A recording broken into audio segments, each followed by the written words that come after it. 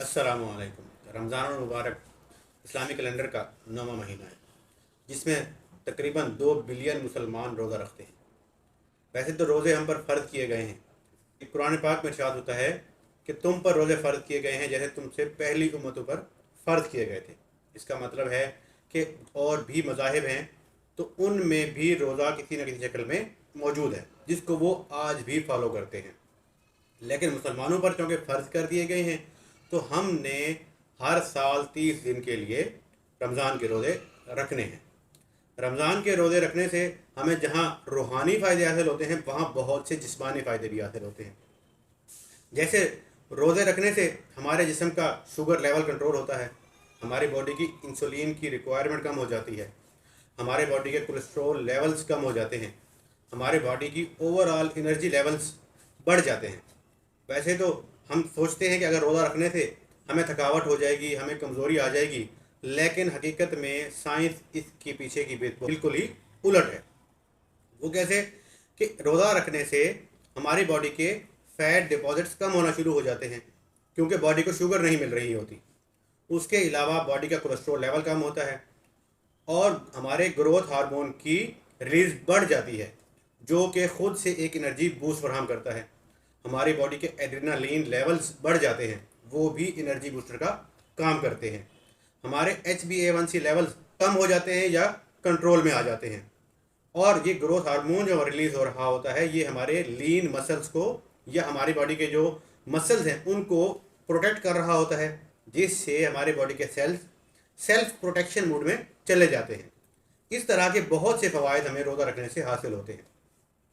इन सारी चीज़ों को मद्देनज़र रखते हुए पहली बात तो ये कही जा सकती है कि शुगर के मरीज़ों को रोज़े रखने चाहिए, क्योंकि इसके बहुत से जिस्मानी फ़ायदे हैं, लेकिन उनको कुछ एहतियात भी बरतनी चाहिए रोज़ा रखते हुए, क्योंकि उनकी बीमारी में कुछ चीज़ें ऐसी हैं या कुछ वो मेडिसिन इस तरह से ले रहे होते हैं या उनकी खुराक की रूटीन इस तरह से होती है कि रोज़ा रखना उनकी बॉडी को अफेक्ट कर सकता है।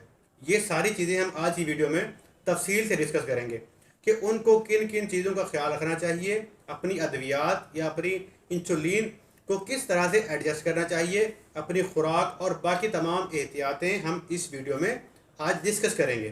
तो जुड़े रहिए मेरी वीडियो के साथ और इस वीडियो को एंड तक देखिए, ताकि आपको इस टॉपिक से मुतालिक या इस बीमारी से मुतालिक रोज़ा रखने की सूरत में क्या क्या परेशानियां हो सकती हैं या आपको उन कॉम्प्लिकेशन से बचने के लिए क्या करना चाहिए, इस तमाम बारे में आपको मुकम्मल इन्फॉर्मेशन मिल जाए। तो स्टार्ट करते हैं कि जब हम खाना खाते हैं तो हमारी बॉडी में कार्बोहाइड्रेट्स जाते हैं, शुगर्स जाती हैं, जिनको डाइजेस्ट करवाने के लिए या जिनको हमारी बॉडी का हिस्सा बनाने के लिए हमारा लबलबा या पैंक्रियाज इंसुलिन रिलीज़ करता है, जो ग्लूकोज से बाइंड करके उसको हमारी बॉडी का हिस्सा बनाती है और एक्स्ट्रा शुगर्स को ग्लाइकोजन की शक्ल में डिपॉजिट करवाती है। और जैसे ही हम और खाना खाते हैं और शुगर्स बॉडी में जाती हैं तो वो और ज़्यादा इंसुलिन रिलीज होता है और हमारे बॉडी रिजर्व्स ग्लाइकोजन की सूरत में उनको भी डिपॉजिट करवाता है। जब इससे भी ज़्यादा हम शुगर वाला खाना खाते हैं तो वो फैट्स की शक्ल में डिपॉजिट होना शुरू हो जाता है, जो हमें हमारे वेट गेन का बायस बनता है। इसके बरक्स जब हम काफ़ी देर तक खाना नहीं खाते या फिर जब हम रोज़ा रखते हैं 12 से 14 घंटे का, क्योंकि हमारे जिस्म में बाहर से शुगर्स नहीं जा रही, तो यही हमारे डिपॉजिट्स हमारी एनर्जी प्रोडक्शन के लिए इस्तेमाल होते हैं। सबसे पहले लीवर में मौजूद ग्लाइकोजन के डिपॉजिट्स यूज़ होते हैं। जब हम काफ़ी इससे भी ज़्यादा टाइम का रोज़ा रखते हैं 12 से 14 घंटे का, तो हमारे फैट डिपॉजिट्स भी यूज़ होना शुरू हो जाते हैं हमारी बॉडी की फ्यूलिंग के लिए। इसका मतलब ये हुआ कि हमारी बॉडी के फैट्स कम होना शुरू हो गए, हमारा कोलेस्ट्रॉल लेवल कम हुआ, हमारा वेट लॉस हुआ, जो कि शुगर के मरीज़ों के लिए फ़ायदेमंद है। लेकिन जब शुगर के मरीज़ रोज़ा रखते हैं तो उनको बहुत सारी चीज़ों का ख्याल रखना चाहिए कि वो इंसुलिन ले रहे हैं, उनकी बॉडी में इंसुलिन प्रोड्यूस नहीं हो रहा। तो जब इंसुलिन उनकी बॉडी में प्रोड्यूस नहीं हो रहा तो उन्होंने इंसुलिन के इंजेक्शन भी लगाने हैं, उन्होंने कोई इस तरह की मेडिसिन भी खानी है। तो सबसे पहला जो असर उनके रोज़ा रखने का होता है उनके डोजेज रेजीम पर होता है, जो मेडिसिन वो खा रहे होते हैं उस पर होता है। तो अब हम डिस्कस करेंगे कि जो लोग मेडिसिन खाते हैं या इंसुलिन लगाते हैं उनको क्या क्या एहतियात बरतनी चाहिए। आमतौर पर जो सीरियस कंडीशन के मरीज़ होते हैं उनको कहा जाता है कि आप रोज़ा ना रखें, लेकिन शुगर एक ऐसी बीमारी है जिसको अगर अच्छे तरीके से मैनेज किया जाए तो आप आसानी से अपना रोज़ा मुकम्मल कर सकते हैं। डायबिटीज़ दो किस्म की होती है, एक टाइप 1 जिसको इंसुलिन डिपेंडेंट डायबिटीज मेलिटस कहते हैं। इस बीमारी में क्या होता है कि हमारी बॉडी में हमारा पेंक्रियाज या लबलबा इंसुलिन प्रोड्यूस ही नहीं करता। जब बॉडी को इंसुलिन नहीं मिलेगी तो जो हम खाना खाएंगे उसमें मौजूद शुगर और एक और हार्मोन ग्लूकागॉन जो लीवर में हमारी शुगर्स को प्रोड्यूस करता है हमारी बॉडी फ्यूलिंग के लिए, वो शुगर्स जिस्म में जब जाएंगी तो कन्वर्ट करने के लिए हमारी बॉडी में इंसुलिन नहीं होगी, तो हमें टाइप 1 डायबिटीज़ में इंसुलिन के इंजेक्शन लगाने पड़ते हैं। इंसुलिन के इंजेक्शन बाज़ औक़ात दिन में 2 दफ़ा, बाज़ औक़ात 3 दफ़ा लगाने पड़ते हैं और उसके यूनिट्स भी डिफरेंट होते हैं हर किसी की बीमारी के हिसाब से। तो जो लोग इंसुलिन के इंजेक्शन लगाते हैं उन्हें चाहिए कि रमज़ान से पहले अपने डॉक्टर या फार्मासिस्ट के मशवरे से अपने डोजेज को एडजस्ट कर लें कि वो अगर यूनिट्स ज़्यादा लगा रहे हैं तो उनको कम कर लें, और अगर 3 दफ़ा लगाते हैं तो उनको, यानी दोपहर को लगाते हैं तो उनको चाहिए कि दोपहर की डोज स्किप कर दें। ऐसे मरीजों ने एक और एहतियात करनी है, वो ये करनी है कि उन्होंने जो वो डोज सुबह के टाइम लगाते हैं, आम दिनों में नाश्ते के टाइम लगाते हैं, वो उन्होंने अब इफ्तार के बाद लगानी है, क्योंकि इफ्तार के बाद उन्होंने सारी रात खाते रहना है। अगर उस टाइम जो वो ज़्यादा डोज लगाएंगे तो अगर उनको हाइपोग्लाइसीमिया हो जाता है तो उसको कवर करने के लिए उस टाइम उनके पास खाना पीने का या कुछ और इंतज़ाम हो जाएगा। तो अगर वो सुबह के टाइम वो डोज लगाएंगे तो दिन में अगर उनको हाइपोग्लाइसीमिया हो जाता है तो उनके लिए मसाइल बढ़ सकते हैं। इसलिए जो डोज सुबह के टाइम लगाते हैं वो शाम को लगाएंगे, और जो डोज आम दिनों में शाम को लगाते हैं जो कि आमतौर पर कम होती है वो उन्होंने सहरी के टाइम लगानी है, और दोपहर की डोज अगर वो लगाते हैं तो वो उन्होंने छोड़ देनी है। दूसरी टाइप जो डायबिटीज की है उसको कहते हैं टाइप 2 या non insulin dependent diabetes mellitus. इस बीमारी में क्या होता है कि हमारा लबलबा इंसुलिन तो प्रोड्यूस कर रहा होता है लेकिन वो हमारे रिक्वायरमेंट के मुताबिक नहीं होती, तो जिसके लिए हमें कुछ मेडिसिन ऐसी खानी पड़ती हैं जो हमारी बॉडी में इंसुलिन रिलीज को बढ़ाती हैं या हमारे सेल्स की इंसुलिन सेंसिटिविटी को बढ़ा देती हैं। तो उनमें से भी मेडिसिन फिर 2 तरह की होती हैं कि एक तो होती है मेटफॉर्मिन, तो वो आमतौर पर हाइपोग्लाइसीमिया काज नहीं करती। इसका मतलब ये हुआ कि ऐसे मरीज़ जो सिर्फ मेटफॉर्मिन खाते हैं उनको अपनी डोज एडजस्टमेंट की ख़ास ज़रूरत नहीं होती। इसके अलावा जितनी भी क्लासेस हैं एंटी डायबिटिक्स मेडिसिन की, जैसे सल्फोनाइल यूरियाज हैं, बाइगोनाइड्स हैं, या इसके अलावा जो मेडिसिन हैं वो हाइपोग्लाइसीमिया कर सकती हैं, क्योंकि वो इंसुलिन प्रोडक्शन बढ़ा रही हैं या इंसुलिन सेंसिटिविटी बढ़ा रही हैं, तो वो हाइपोग्लाइसीमिया काज कर सकती है।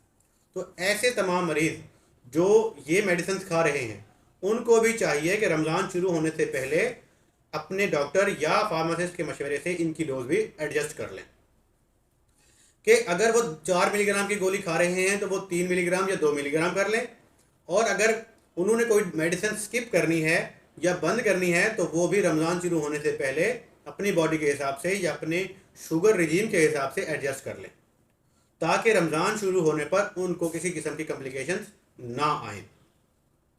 ये हो गई मेडिसिन की एहतियातें कि जो लोग मेडिसिन खाते हैं या इंसुलिन लगाते हैं ऐसे मरीजों ने इन चीज़ों का ख्याल रखना है। इसके अलावा भी कुछ एहतियातें हैं जो शुगर के मरीजों को करनी चाहिए ताकि उनको किसी किस्म की कॉम्प्लिकेशंस ना आए। उनमें से कुछ एहतियातें कि आपने किन किन बातों का ख्याल रखना है ताकि आप अच्छे तरीके से रमज़ान के रोज़े रख सकें। सबसे पहले तो आपने अपने शुगर लेवल्स 3 से 4 मरतबा चेक करने हैं, ख़ुसूसन रमज़ान के शुरू के दिनों में, क्योंकि उस टाइम आपकी बॉडी एडजस्ट हो रही होती है, तो उस टाइम कॉम्प्लिकेशन के चांसेस ज़्यादा होते हैं। उसके लिए बेहतरीन वक्त भी मैं बता देता हूँ कि आपने ख़ुसूसन इन औकात में शुगर अपनी चेक करनी है।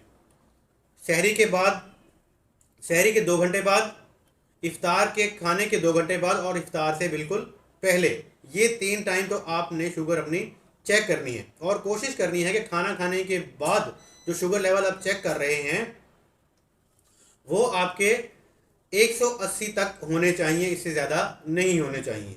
और जो आप फास्टिंग यानी इफ्तार से पहले जो चेक कर रहे हैं वो 60 और 190 के दरमियान में होनी चाहिए। इसके अलावा अगर आपकी शुगर किसी टाइम पे 350 से अबव चली जाती है तो उस टाइम कीटो एसिडोसिस के चांसेस बढ़ जाते हैं, तो जो कि ख़तरनाक साबित हो सकता है। इसलिए अगर किसी टाइम पे आपकी शुगर रोज़े की हालत में इस लेवल से बढ़ जाए तो आप उस टाइम इंसुलिन का इंजेक्शन लगा सकते हैं। और एहतियात जो आपने करनी है वो ये करनी है कि आपने अपनी बॉडी का हाइड्रेशन लेवल अच्छे तरीके से मेंटेन रखना है कि इफ्तार के बाद से लेकर सहरी तक आपने अपने पानी के लेवल को या हाइड्रेशन के लेवल को इस तरह से मेंटेन करना है कि दिन में भी आपको डिहाइड्रेशन ना हो, क्योंकि डिहाइड्रेशन भी हाइपरग्लाइसीमिया काज कर सकता है। वो फिर आपको कीटो एसिडोसिस की तरफ ले जा सकता है जो कि ख़तरनाक है। इसलिए आपने हाइड्रेशन लेवल को भी प्रॉपर मेंटेन करना। इसके अलावा खाने में अपनी एहतियात करनी है कि आपके खाने में कार्बोहाइड्रेट का लेवल कम हो या उसका ग्लाइसेमिक इंडेक्स 10 तक हो, कि उसमें कम शुगर्स होंगी, कम कार्बोहाइड्रेट्स होंगी, तो आपको इंसुलिन की ज़रूरत भी कम रहेगी। इसलिए खाने में आपने प्रोटीन्स और फैट्स का लेवल ज़्यादा रखना है, उनका पोर्शन ज़्यादा रखना है। इस टॉपिक पर कि आपने रमज़ान में क्या खाना है क्या नहीं खाना, एक मुकम्मल और डिटेल वीडियो मैं बना चुका हूँ, जिसका लिंक मैं वीडियो के डिस्क्रिप्शन में दे दूँगा। वो वीडियो आप हो सके तो रमज़ान से पहले लाजमी देखें, ताकि आप एक मुकम्मल और बेस्ट तरीके से डिटेल डाइट प्लान अपना सकें और अच्छे तरीके से रोज़े रख सकें। उसके अलावा आपने फलों को भी लाजमी इस्तेमाल करना है, क्योंकि उसमें इसेंशियल वाइटामिन्स और न्यूट्रिएंट्स होते हैं। क्योंकि जब आप शुगर की कुछ मेडिसिन खा रहे होते हैं तो वो इंसुलिन की रिलीज के साथ तो इंटरफेयर करते ही हैं, लेकिन बॉडी में इलेक्ट्रोलाइट्स और मिनरल्स के साथ भी वो इंटरफेयर करते हैं, उनकी डेफिशिएंसी काज करते हैं। इसलिए आपने अपनी खुराक में फ्रूट्स का भी एक ख़ास पोर्शन रखना है, लेकिन वो भी एक लिमिट तक रखना है, वो अपने डॉक्टर के मशवरे से, कि आपके शुगर लेवल पे वो असरअंदाज ना हो। और अगर इसके अलावा भी आपको ज़रूरत पड़ती है या आपको ज़रूरत रहती है तो आप अपने डॉक्टर या फार्मासिस्ट के मशवरे से कोई न्यूट्रिशन सप्लीमेंट या मल्टीविटामिन भी ले सकते हैं। उसके बाद आपने सब्जियों का इस्तेमाल लाजमी करना है, क्योंकि उसमें भी बहुत से वाइटामिन और मिनरल्स होते हैं जिनकी बॉडी को ज़रूरत होती है, तो इसलिए सब्जियों का इस्तेमाल भी आपने लाजमी करना है। तो ये सारी चीज़ें हैं जो इसको आपने मद्देनज़र रखना है कि आपने रोज़ा रखने के साथ साथ उसके फ़वाइद तो आपने उठाने हैं, लेकिन अपनी सेहत पर भी कंप्रोमाइज़ नहीं करना, क्योंकि डायबिटीज़ एक ऐसी कंडीशन है जो किसी टाइम पे भी बिगड़ कर ख़तरनाक शक्ल इख्तियार कर सकती है। इसलिए आपने अपनी बॉडी को हाइपरग्लाइसीमिया की तरफ भी नहीं जाने देना और कोशिश करनी है कि हाइपोग्लाइसीमिया भी ना हो। इन सारी चीज़ों को आपने मद्देनज़र रखना है। और रमज़ान शुरू होने से पहले मैं फिर दोबारा कहूँगा कि रमज़ान शुरू होने से पहले अपनी मेडिसिन की डोजेज एडजस्ट करवा लें और अपना डाइट प्लान भी अच्छे तरीके से तरतीब दे लें, ताकि आपको डायबिटीज़ की कम्प्लिकेशन रोज़ा रखने की हालत में कम से कम हो। उम्मीद है आपको वीडियो पसंद आई होगी और इसके ऊपर आप इंशाल्लाह अमल करेंगे, रमज़ान की बरकतें भी अच्छे तरीके से हासिल कर सकेंगे। अपना बहुत सा ख्याल रखिएगा, अच्छे तरीके से रोज़े गुजारें, खूब खूब इबादत करें, अपनी दुआओं में याद रखिए। इजाज़त दीजिए, अल्लाह हाफ़िज़।